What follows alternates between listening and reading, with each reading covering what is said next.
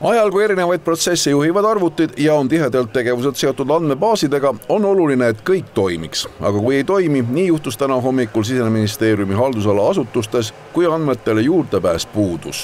Kõneside häiritud ei olnud, ehk siis hädaabikõned kui ka riigi infotelefoni kõned tulid kõik sisse, küll aga olid häiritud erinevad programmid, mida me oma töös kasutame ja 3 tundi on pikk aeg, aga meie vaates langes selles mõttes heale perioodile päevas, kus kõnede arv on kõvasti väiksem võrreldes nii-öelda päeva keskel oleva ajaga. Lisaks tekkisid probleemid piiril, seda eriti Tallinna lennujaamas väljumistel kolmandatesse riikidesse. Samuti olid pikad järjekorrad Narva piiripunktis ja idapiiril tervikuna.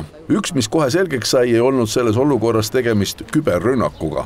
Juurpõhjust me täna veel ei tea.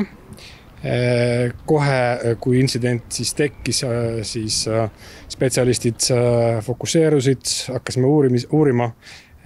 Kuna oli palju infosüsteeme, siis oli keeruline, ehk siis mitmed ristsõltuvused kusagil 8:30 oli siis selge pilt, et tegemist on siis keskse meie konteineri haldussüsteemi puudutava tõrkega. No see täna hommikune sündmus oli kindlasti märk sellest, et meil peab olema võimalus ikkagi kas või häirekeskuse numbrile saada, helistada, ükskõik mis ka ei juhtuks. Kui valmis selleks ikkagi ollakse? Häirekeskusele eriti, et on täiesti olemas plaan B ja C, et on siis see vana klassikaline paberpliiatsi režiim olemas.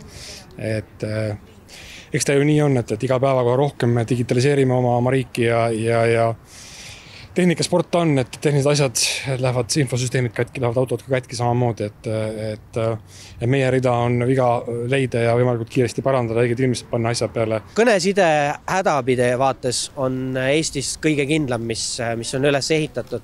Samas ei saa kunagi välistada, et see võib ka mingil põhjusel ühel hetkel tõrkuda.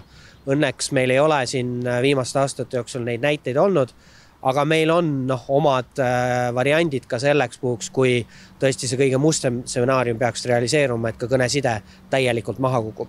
Kõneside probleemide korral on veel võimalus läbi sideoperaatorite toe hädaabikõnedeks ja lõpuks kõige kauem püsib aktiivne hädaabi kontekstis SMS-ide saatmine.